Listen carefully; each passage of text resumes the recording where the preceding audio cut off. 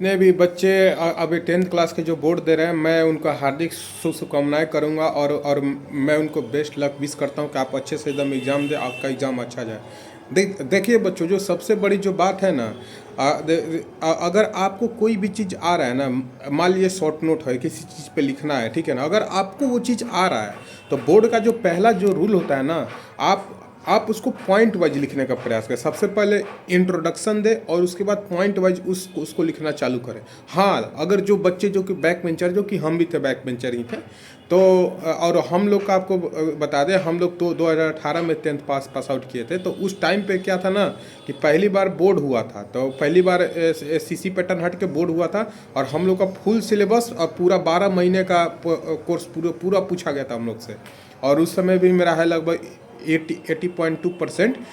ठीक है, तो हम लोग भी ऐसा नहीं बहुत बड़े पढ़ाकू थे, ऐसा कुछ नहीं था भाई। हम लोग देखो भाई, एक बात बता रहे हैं, सिंपल सी चीज़, जो चीज़ आपको नहीं आता है, ठीक है ना, जैसे हम लोग को हर चीज़ नहीं आ रहा था, हम लोग क्या कर रहे थे ना कि जैसे शॉर्ट नोट लिखना है तो शॉर्ट नोट में हम लोग क्या रहे थे, जितना आ रहा है उसको ऊपर वाला इंट्रोडक्शन में मेन लाइन में डाल देते, ठीक है, हाईलाइट कर देते थे, ठीक है। अब बाकी कुल ना बिना पॉइंट वाइज पूरा रगड़ देते थे, दो पन्ना लिख देते थे कि टीचर नंबर दे देता है भाई, आपको दे देगा, एवरेज मार्किंग टीचर कर देता है।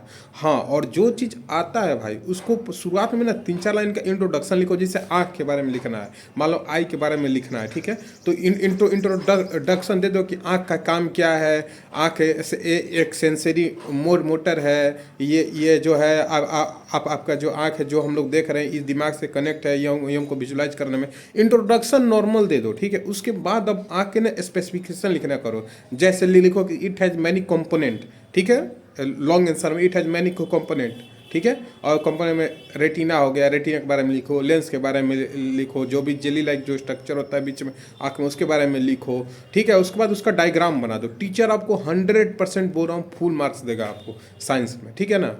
और जो मैथ वगैरह जो आप लोग जो सॉल्व करोगे ना, तो मान लो आप लोग कॉन्ग्रुएंसी का सवाल सॉल्व करो, जो भी सवाल सॉल्व करो, ठीक है, उसका कारण जो आप रूल जो यूज किए हो ना, जो आप रूल उसमें लगाए हो, जैसे मान लो कि कोई किसी ट्रायंगल का एंगल साइड एंगल से वो कॉन्ग्रुएंट हुआ, तो उसको लिखो कि एंगल साइड एंगल से कॉन्ग्रुएंट हुआ है। ऐसे 3 डॉट बना के ब्रैकेट में लिख दो कि एंगल साइड एंगल से कॉन्ग्रुएंट हुआ है। या कोई फार्मूला लगाए हो तो फार्मूला को लिखो, ठीक है ना, उसका कारण लिखना। हर का कोई भी स्टेप कर रहे हो तो उसका ब्रैकेट में बाद में कारण लिख देना कि ये फार्मूला हम यूज किए हैं। अब फिजिक्स में डेफिनेशन आ जाए, मान लो काइनेटिक एनर्जी का डेफिनेशन आ जाए, तो काइनेटिक एनर्जी को डिफाइन कर दो क्या होता है, और उसका फार्मूला लिखना मत भूलना भाई। फार्मूला एकदम पक्का लिखना, एग्जाम्पल दे दो, बात खत्म, ठीक है। Best of the luck for all of you.